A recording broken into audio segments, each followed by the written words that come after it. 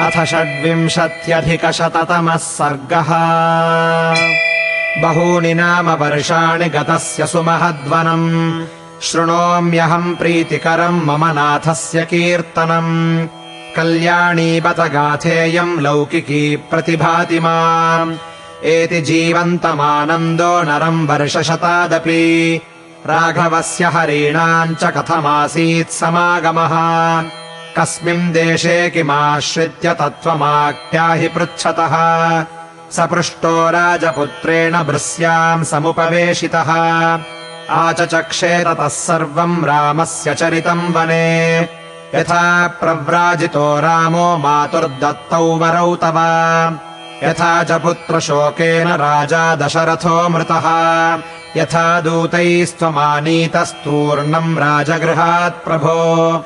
त्वयायोध्याम् प्रविष्टेन यथा राज्यम् न चेप्सितम्, चित्रकूटगिरिम् गत्वा राज्येनामित्रकर्षणः। निमन्त्रितस्त्वया भ्राता धर्ममाचरता सता, स्थितेन राज्ञो वचने यथा राज्यम् विसर्जितम्। आर्यस्य पादुके गृह्य यथासि पुनरागतः, सर्वमेतन्महाबाहो यथा वद्विदितम् तव। त्वयि प्रतिप्रयाते तु यद्वृत्तम् तन्निबोध मे, अपयाते त्वयि तदा समुद्भ्रान्तमृगद्विजम्। परिद्यूनमिवात्यर्थम् तद्वनम् समपद्यत, तद्धस्तिमृदितम् घोरम् सिंहव्याघ्रमृगाकुलम्। प्रविवेशाथ विजनम् समहद्दण्डकावनम्, तेषाम् पुरस्ताद्बलवान् गच्छताम् गहने वने। विनदन् सुमहानादम् विराधः प्रत्यदृश्यत, तमुत्क्षिप्य महानादमूर्ध्वबाहुमधोमुखम्। निखाते प्रक्षिपन्ति स्म नदम् तमिव कुञ्जरम्, तत्कृत्वा दुष्करम् कर्म भ्रातरौ रामलक्ष्मणौ। सायाह्ने शरभङ्गस्य रम्यमाश्रममीयतुः, शरभङ्गे दिवम् प्राप्ते रामः सत्यपराक्रमः। अभिवाद्य मुनीन् सर्वान् जनस्थानमुपागमत्, पश्चाच्छूर्पणखा नाम रामपार्श्वमुपागत। ततो रामेण सन्दिष्टो लक्ष्मणः सहसोत्थितः, प्रगृह्य खड्गम् चिच्छेदकर्णनासम् महाबलः। 14 सहस्राणि रक्षसाम् भीमकर्मणा, हतानि वसता तत्र राघवेण महात्मना।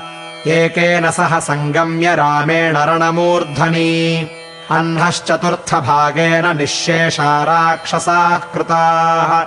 महाबला महावीर्यास्तपसो विघ्नकारिणः, निहता राघवेणाजौ दण्डकारण्यवासिनः। राक्षसाश्च विनिष्पिष्टाः खरश्च निहतोरणे, दूषणम् चाग्रतो हत्वा त्रिशिरास्तदनन्तरम्। ततस्तेनार्दिता बाला रावणम् समुपागता, रावणानुचरो घोरो मारीचो नाम राक्षसः। लोभयामास वैदेहीम् भूत्वा रत्नमयो मृगः, सा राममब्रवीद्दृष्ट्वा वैदेही गृह्यतामिति। अयम् मनोहरः कान्त आश्रमो नो भविष्यति।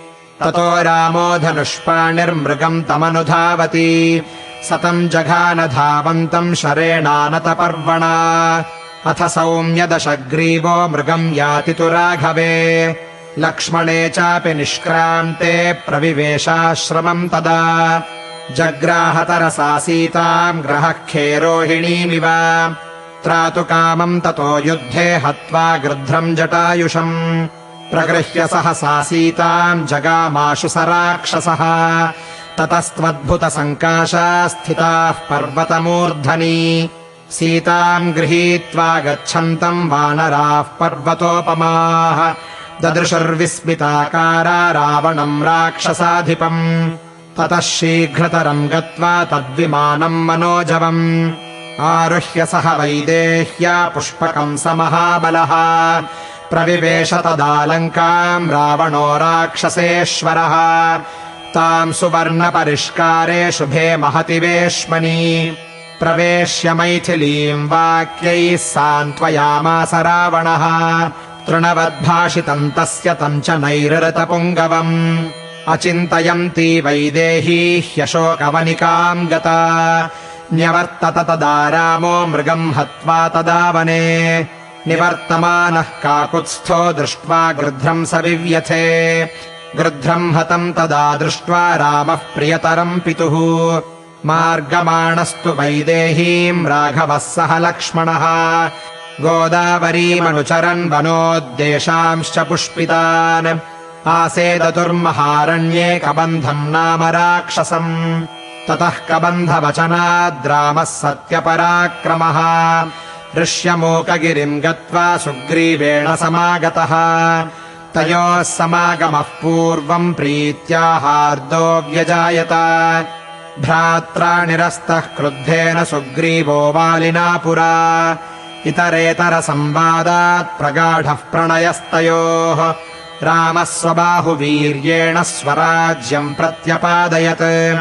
वालिनम् समरे हत्वा महाकायम् महाबलम् सुग्रीवस्थापितो राज्ये सहितः सर्ववानरैः रामाय प्रतिजानीते राजपुत्र्यास्तु मार्गणम् आदिष्टा वानरेन्द्रेण सुग्रीवेण महात्मना 10 कोट्यः प्लवङ्गानाम् सर्वाः प्रस्थापिता दिशः तेषान्नो विप्रकृष्टानाम् विन्ध्ये पर्वतसत्तमे भृशम् शोकाभितप्तानाम् महान् कालोऽत्यवर्तत भ्राता तु गृध्रराजस्य सम्पातिर्नाम वीर्यवान् समाख्याति स्म वसतीम् सीताम् रावणमन्दिरे सोऽहम् दुःखपरीतानाम् दुःखम् तज्ञातिनाम् नुदन् आत्मवीर्यम् समास्थाय योजनानाम् 100 प्लुतः तत्राहमेकामद्राक्षमशोकवनिकाम् गताम् कौशेयवस्त्राम् मलिनाम् निरानन्दाम् दृढव्रताम् तया समेत्य विधिवत् पृष्ट्वा सर्वमनिन्दिताम् अभिज्ञानम् मया दत्तम् रामनामाङ्गुलीयकम् अभिज्ञानम् मणिम् लब्ध्वा चरितार्थोऽहमागतः मया च पुनरागम्य रामस्याक्लिष्टकर्मणः अभिज्ञानम् मया दत्तमर्चिष्मान् स महामणिः श्रुत्वा ताम् मैथिलीम् रामस्त्वाशशंसे च जीवितम् जीविताम् तमनुप्राप्तः प्लीत्वा मृतमिवातुरः उद्योजयिष्यन्नुद्योगम् दध्रे लङ्कावधे मनः जिघांस्वरिव लोकान् ते सर्वान् लोकान् विभावसुः ततः समुद्रमासाद्य नलम् सेतुमकारयत् अतरत्कपिवीराणाम् वाहिनीतेन सेतुना प्रहस्तमवधीन्नीलः कुम्भकर्णम् तु राघवः लक्ष्मणो रावणसुतम् स्वयम् रामस्तु रावणम् सशक्रेण समागम्य यमेन वरुणेन च महेश्वरः स्वयम्भूभ्याम् तथा दशरथेन च तैश्च दत्तवरः श्रीमान् ऋषिभिश्च समागतैः सुरऋषिभिश्च काकुत्स्थो वरान् लेभे परम् तपः स तु दत्तवरः प्रीत्या वानरैश्च समागतैः पुष्पकेण विमानेन किष्किन्धामभ्युपागमत् ताम् गङ्गाम् पुनरासाद्य वसन्तम् मुनिसन्निधौ अविघ्नम् पुष्ययोगेन श्वो रामम् द्रष्टुमर्हसि ततः स वाक्यैर्मधुरैर्हनूमतो निशम्य हृष्टो भरतः कृताञ्जलिः उवाच वाणीम् मनसः प्रहर्षिणीम् चिरस्य पूर्णः खलु मे मनोरथः इत्यार्षे श्रीमद् रामायणे वाल्मीकीये आदिकाव्ये युद्धकाण्डे 26 सर्गः।